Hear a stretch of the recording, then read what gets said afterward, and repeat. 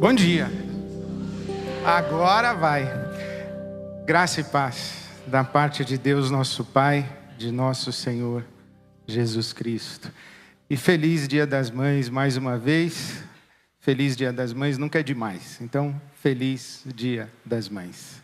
Eu quero ler com vocês a palavra de Deus nessa manhã no Evangelho de Lucas e voltar os seus olhos para esta que é a mãe, símbolo de todas as mães, ou a mãe,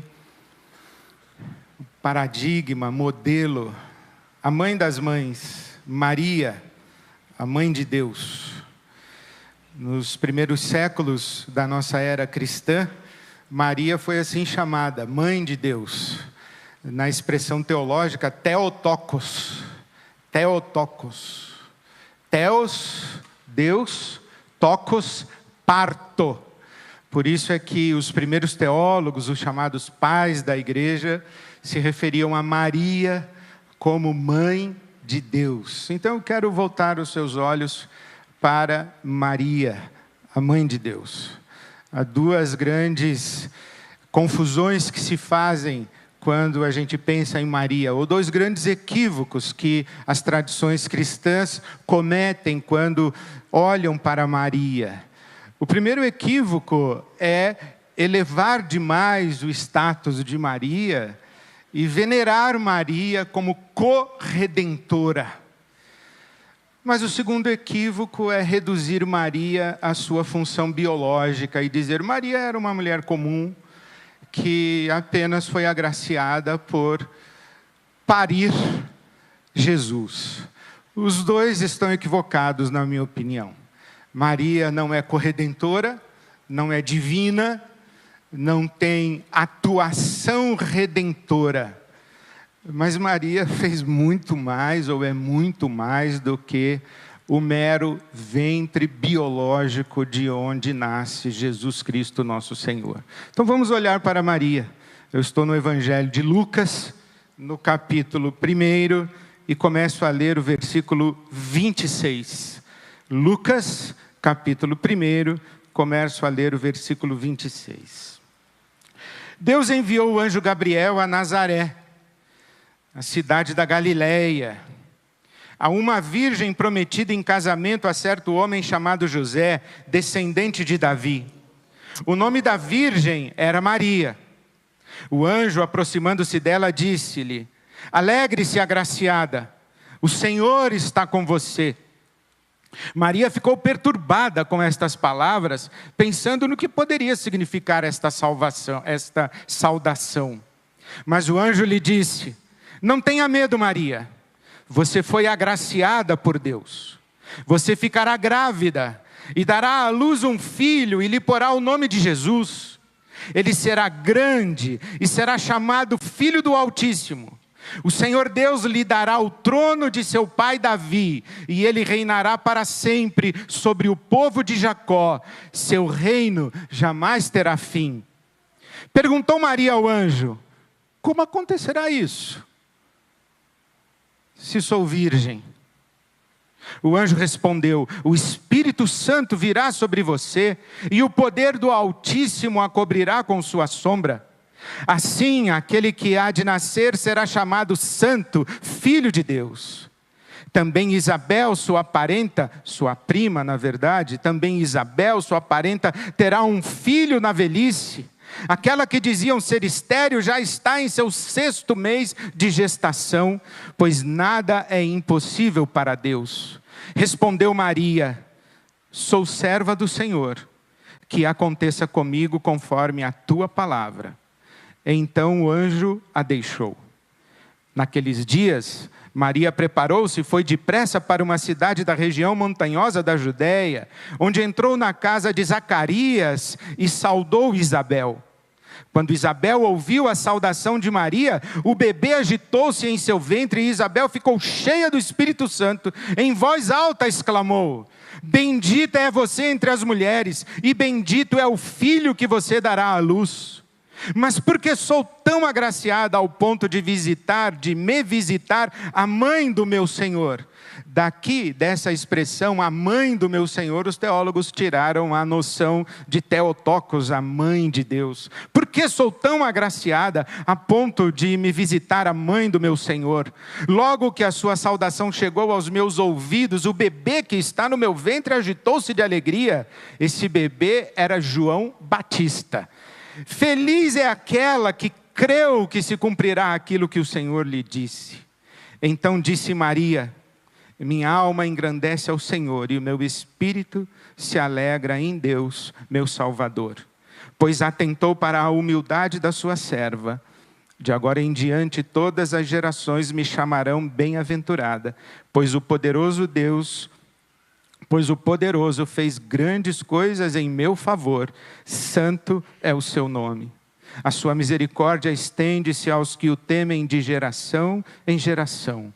Ele realizou poderosos feitos com seu braço, dispersou os que são soberbos no mais íntimo do coração, derrubou governantes dos seus tronos, mas exaltou os humildes. Encheu de coisas boas os famintos, mas despediu de mãos vazias os ricos. Ajudou a seu servo Israel, lembrando-se da sua misericórdia para com Abraão e seus descendentes para sempre, como dissera aos nossos antepassados. Essa é a palavra de Deus dessa manhã, uma maravilhosa narrativa e uma maravilhosa expressão de caminho de espiritualidade. Maria é uma referência de experiência com Deus e de espiritualidade. Eu, nesta manhã, quero lhe falar sobre essa espiritualidade de Maria. Que experiência é essa dessa mulher com Deus? Que espiritualidade é essa de Maria? Qual é o evangelho segundo Maria? Qual é a espiritualidade de Maria e como se estabelece como uma referência para o nosso próprio caminho espiritual? Em primeiro lugar, a espiritualidade de Maria é uma espiritualidade do assombro, do alumbramento. É uma espiritualidade do espanto. Imagina isso. Um anjo vem falar com Maria. Agraciada é você. Diz a palavra de Deus que Maria fica perturbada. E o anjo lhe diz: não tenha medo. A espiritualidade tem a sua gênese no assombro. Tem a sua gênese nessa experiência de inexplicável, de surpreendente, de inusitado, de jamais imaginado. A nossa experiência com Deus, ela começa nesse contato com algo que extrapola a nossa capacidade racional, não poucas vezes, inclusive, a nossa possibilidade de explicação, e não poucas vezes também o inusitado, algo que jamais havíamos experimentado. E nos damos conta de uma presença, de uma realidade, somos invadidos por um sentimento, somos invadidos por uma intuição, por uma convicção. Algo nos acontece que nos tira do lugar comum. Rudolf Otto escreveu um livro muito interessante, o título do livro é O Sagrado, e ele fala que o encontro com Deus é da ordem do mistério tremendo e fascinante. Que todo mundo que se depara com Deus fica diante do mistério, daquilo que extrapola o conhecido, fica fascinado e encantado, mas ao mesmo tempo fica com medo, assustado. Na experiência de Maria, perturbado. É assim, por exemplo, Pedro, no Monte da Transfiguração. É misterioso, porque Jesus está transfigurado, suas vestes brilham, seu corpo brilha. É fascinante porque Pedro diz: vamos fazer aqui 3 tendas, vamos ficar aqui para sempre. Mas é assombroso, Porque a primeira palavra de Jesus para eles é: não tenham medo. Um Deus que não nos infunde medo não é Deus. A expressão melhor da Bíblia é temor. Mas isso precisa acontecer. Se você não tem medo de Deus, nem um pouquinho, a Bíblia diz que o perfeito amor lança fora o medo. Mas para que o amor lance fora o medo, tem que aparecer o medo, para depois o amor lançar fora o medo. Se você não se estranhou com o divino que lhe visitou, eu arrisco dizer que talvez o divino ainda não lhe tenha visitado. Mas, por outro lado, a espiritualidade de Maria é também racional. Ela não é apenas do espanto, do assombro, do alumbramento. É da razão. Porque Maria diz assim: como isso vai acontecer? Sou virgem. O que Maria está dizendo é: eu não entendo isso e quero entender. Isso não faz sentido para mim, mas precisa fazer. Eu não tenho explicação para isso, mas eu gostaria de receber explicação para isso. Como isso vai acontecer? Como? Como funciona? Lembre-se que foi assim no Pentecostes.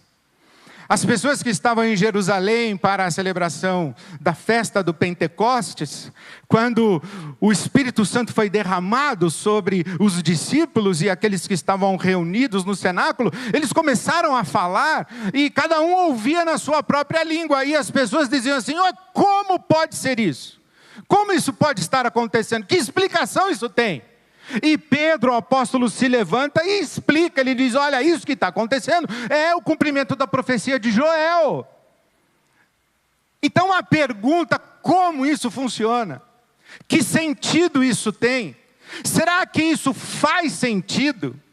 Me explica. Faz parte da nossa experiência espiritual. Eu acabei de lançar um curso, desculpa a autopropaganda, chamado Minhas Crises de Fé. Porque eu gosto de fazer perguntas sobre como isso funciona. Que sentido isso tem? Será que é assim mesmo? Me explica. Isso precisa ter nexo. Eu não posso me entregar cegamente àquilo que eu não entendo. Deus escreveu um livro. Ele quer conversar conosco. Ele quer se explicar. Inclusive o profeta, ou pela boca do profeta, Deus diz: vinde, pois, e arrazoemos. Vamos conversar. E quando Jesus se manifesta a Saulo de Tarso, na estrada a caminho de Damasco, Jesus diz: Saulo, Saulo, por que me persegues? Quais são as suas razões? O que é que você tem a dizer? Por que você é tão contra mim? Diga aí. Vamos conversar. Uma fé que não questiona, uma fé que não pergunta, uma fé que não quer saber como as coisas são e o que a palavra de Deus revela na sua profundidade, é uma fé superficial e inconsistente. Numa tragédia, num temor e num questionamento mais contundente, essa fé desmorona. Como funciona? Quero saber. Mas, ao mesmo tempo, a espiritualidade de Maria é relacional. O anjo diz assim: Isabel, sua prima, também está grávida. O que é que Maria faz? Imediatamente vai ao encontro de Isabel. Ela vai lá com a intenção de dizer: Isabel, você não sabe o que me aconteceu. Apareceu um anjo, falou que eu estou grávida e que era o Espírito Santo. Mas Isabel já recebe Maria com entusiasmo. Maria não fica sozinha.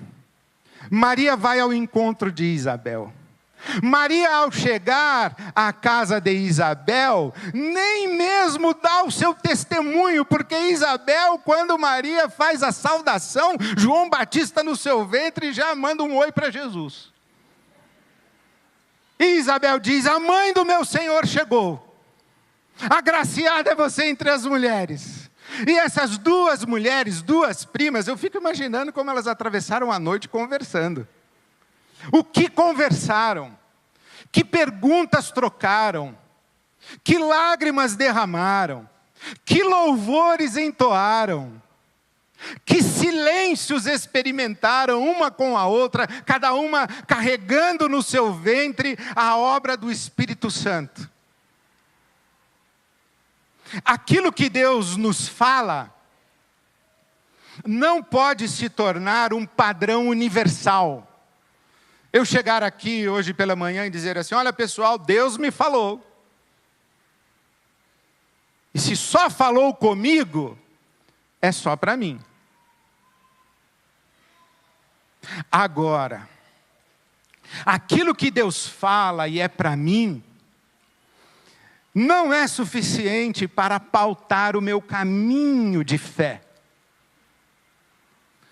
Quando Deus fala comigo, eu preciso chamar o Cláudio e dizer assim: Cláudio, você não sabe, um anjo entrou no meu quarto essa noite, ele falou comigo.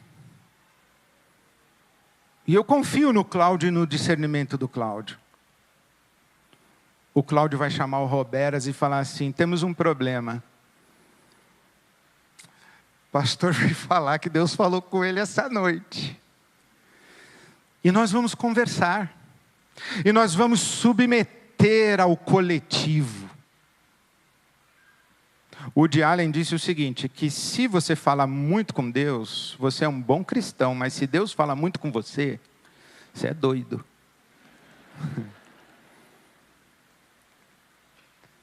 Deus fala coisas particulares para nós. E essas coisas que Deus fala particulares para nós, são nossas. Mas para que se tornem de todos nós, Deus precisa falar de um jeito que faça sentido para todos nós.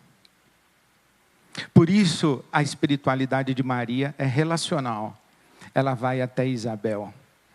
Isabel é a esposa de Zacarias, o sacerdote. Ela vai à casa de um sacerdote. Ela não fica sozinha com a revelação que recebeu. A espiritualidade de Maria é também, sabe o quê? Pentecostal. Carismática. A nossa fé, ela é da ordem da razão. Anselmo de Cantuária, já no século II, disse o seguinte, que a teologia é a fé em busca de entendimento. Então Maria vai em busca de entendimento. Ela tem o assombro, ela pergunta como funciona, ela vai à casa de Isabel para não ficar sozinha com as vozes no seu coração, mas ela carrega consigo uma promessa. O Espírito do Senhor está sobre ti, e o poder do Altíssimo te revestirá. Se não tem a ação do Espírito Santo na nossa vida, nós não temos uma experiência com Deus, nós temos uma filosofia. Nós temos uma crença, uma doutrina, nós temos um código moral, mas o caminho espiritual é um caminho em que o Espírito Santo faz coisas em nós. O Espírito Santo nos afeta. O Espírito Santo nos transforma. O Espírito Santo mexe nas nossas vontades, nos nossos sentimentos. O Espírito Santo nos traz esclarecimentos. O Espírito Santo fala conosco. O Espírito Santo nos muda, nos faz mudar de direção. O Espírito Santo coloca em nós desejos. O Espírito Santo coloca em nós antipatias. Isso se chama discernimento. Coisas do Espírito Santo. Sim, nós temos as nossas crenças, nós temos os nossos padrões de conduta, mas o Evangelho é muito mais do que isso. A nossa experiência com Deus há necessariamente que ser resultado da obra do Espírito Santo nas nossas vidas. A espiritualidade de Maria é quebrantada, é rendida, é obediente. Ela diz: eu sou serva do Senhor, faça-se comigo conforme a tua palavra. Alguns teólogos dizem que esse encontro do anjo com Maria é um encontro em que Maria diz sim. No mundo de abuso de mulheres, no mundo em que precisamos dizer repetidas vezes e de maneira contundente que não é não, não é não, Maria diz sim. Eu sou serva do Senhor, faça comigo, aconteça comigo, seja comigo conforme a tua palavra. Não é não. Não importa se isso é na balada, é na paquera, ou é no leito conjugal. Não de esposa também é não. Não é não. Maria diz sim. É uma espiritualidade rendida, obediente. E eu, em hipótese alguma, estou sugerindo que mulheres devem ser rendidas, submissas, obedientes nesse nível a seus maridos. Eu estou falando da nossa espiritualidade, do nosso caminho com Deus.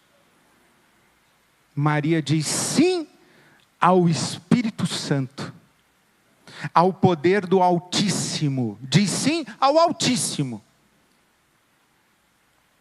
Ao Altíssimo sempre dizemos sim, ou pelo menos devemos sempre dizer sim.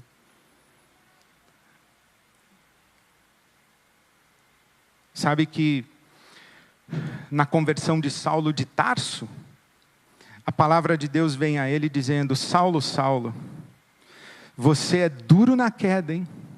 A expressão bíblica é recalcitrar, resistir.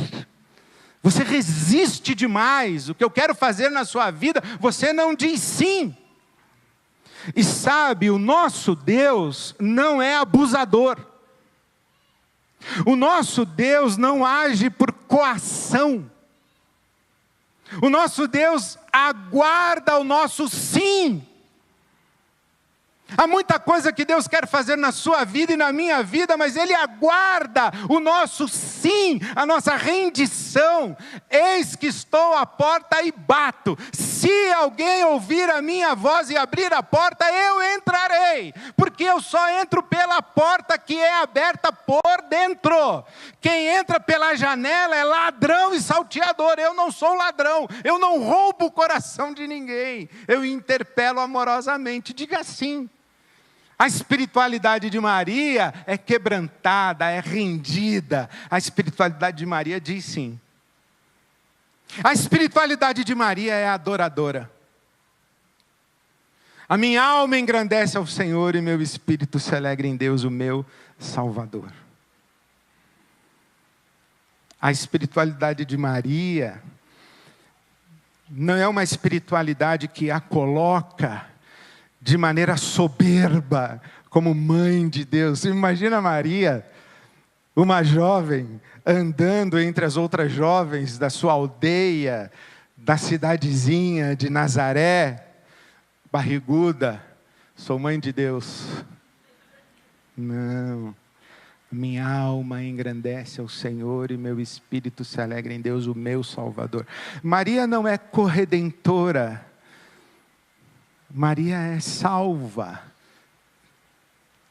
pelo fruto do seu ventre. Ela também recebe salvação e diz sim para a salvação.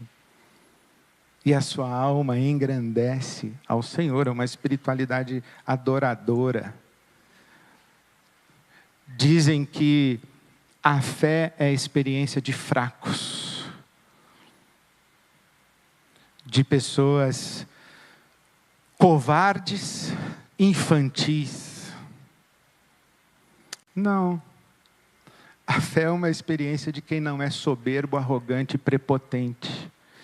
E que sabe que há um mistério no universo que é fascinante e que impõe ao nosso coração tremor. Quem não se maravilha com a grandeza do universo é um estúpido.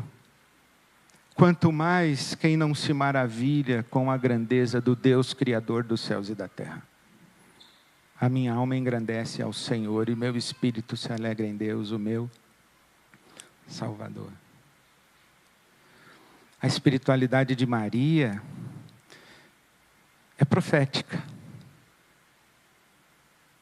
A espiritualidade de Maria é profética porque ela diz assim: Deus se manifestou e atentou na humildade da sua serva.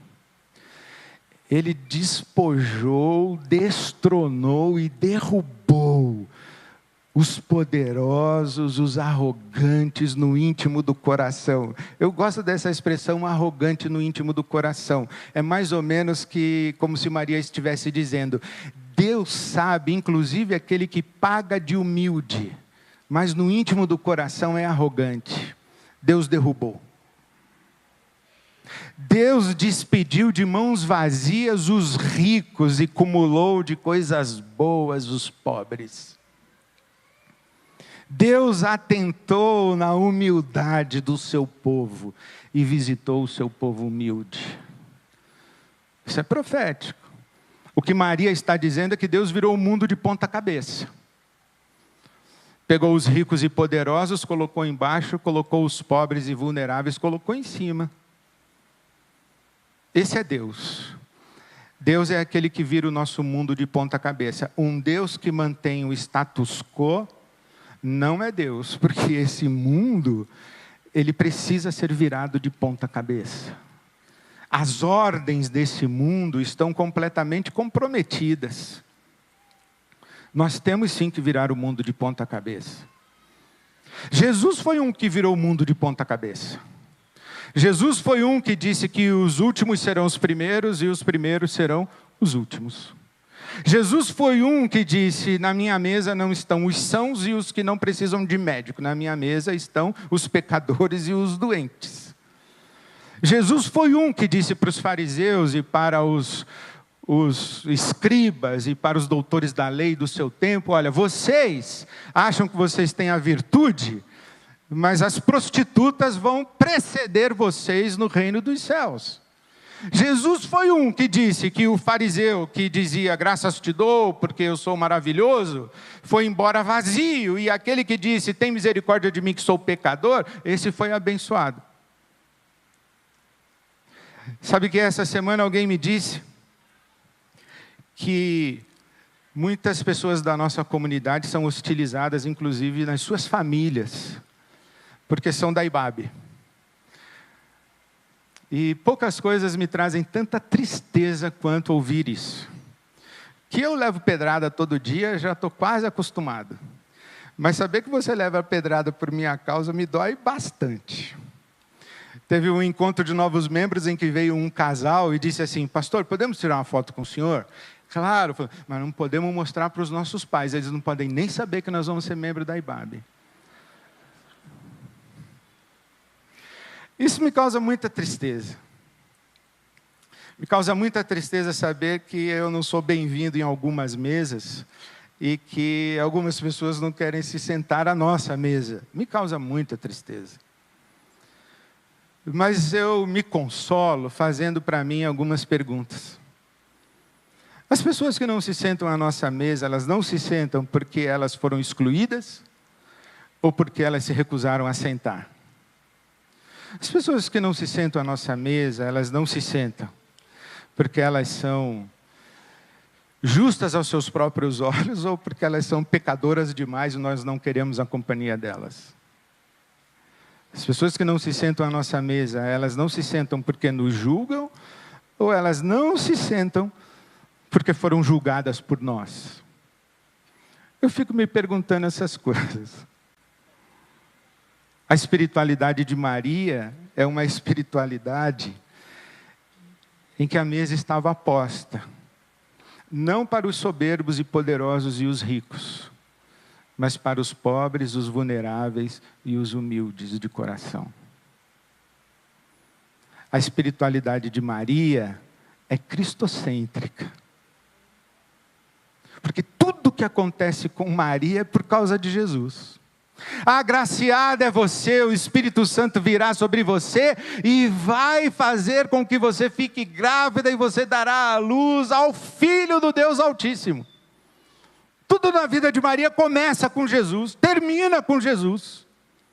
A espiritualidade de Maria é cristocêntrica. E a coisa mais interessante e impressionante é que a espiritualidade de Jesus é igualzinha. A espiritualidade de Jesus é a espiritualidade do assombro, do alumbramento, do encantamento. Quando Jesus manda os seus discípulos 2 a 2, ele diz: eu vi Satanás caindo do céu, o meu coração se encheu de júbilo. É impressionante. Jesus também é aquele que tem uma espiritualidade do entendimento. Ouvistes o que foi dito, eu porém vos digo. Jesus tem uma espiritualidade que tem fundamento no entendimento, porque ele baseia tudo que ele fala na lei e nos profetas, ele interpreta a lei e os profetas, ele explica, ele se explica. Jesus explica as suas parábolas, Jesus dá explicação para as pessoas que querem saber. Mas ele sabe que essa explicação não é da ordem da razão humana, contida nos limites da razão humana, porque ele sabe que somente o Espírito Santo pode revelar. Por isso é uma espiritualidade pentecostal. Jesus também tem uma espiritualidade pentecostal. Ele diz: o Espírito do Senhor Deus está sobre mim e me enviou. O Espírito do Senhor Deus está sobre mim e eu só faço aquilo que eu vejo meu Pai fazendo. É uma espiritualidade obediente. Minha comida e minha bebida é fazer a vontade daquele que me enviou. Jesus também é rendido, Jesus também diz sim. A minha vida de mim mesmo a dou. Eu não vou morrer porque meu Pai me obrigou a morrer. Eu vou morrer porque eu disse sim. Eu também disse sim. A espiritualidade de Jesus é adoradora também. Jesus se alegra e diz: eu te louvo, ó Pai. Já viu Jesus falando isso? Eu te louvo, ó Pai. Porque o Senhor ocultou o evangelho do reino de Deus aos soberbos e poderosos e revelou aos pequeninos. E Jesus diz: eu te louvo, ó Pai. Olha que lindo na boca de Jesus, o Filho do Deus Altíssimo: eu te louvo, ó Pai. Jesus tem uma espiritualidade adoradora.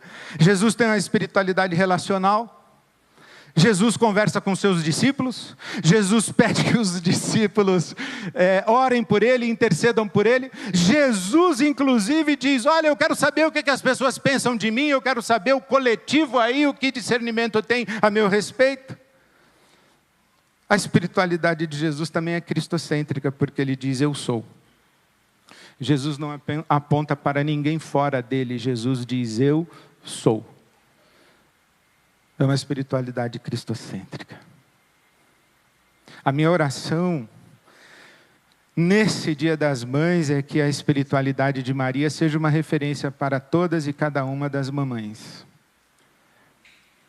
Que transborde a experiência da maternidade e que nos alcance a todos nós, homens, e a todos nós que seguimos a Jesus e não temos a experiência da maternidade, mas nós temos a experiência da espiritualidade, um caminho com Deus. Mas a minha oração mais afetiva do dia de hoje é que cada uma das mamães seja contemplada com essa promessa de que o fruto do seu ventre é obra do Espírito Santo, que o fruto do seu ventre é tocado pelo poder do Altíssimo, e que de alguma forma misteriosa, também o seu ventre deu à luz filhos e filhas de Deus. Que seus filhos e suas filhas sejam Cristo Jesus e conheçam a Cristo Jesus. Que seus filhos e suas filhas digam: estou crucificado, estou crucificada com Cristo, e não sou mais eu quem vive, mas Cristo vive em mim. Eu não poderia ter maior alegria e maior gratidão a Deus do que olhar ao meu filho, à minha filha, e dizer a eles: eu vejo Jesus em você. A minha oração é por você, mãe, que Deus lhe dê essa bênção de olhar o seu filho ou sua filha e dizer: eu vejo Jesus em você. Amém. Feliz Dia das Mães.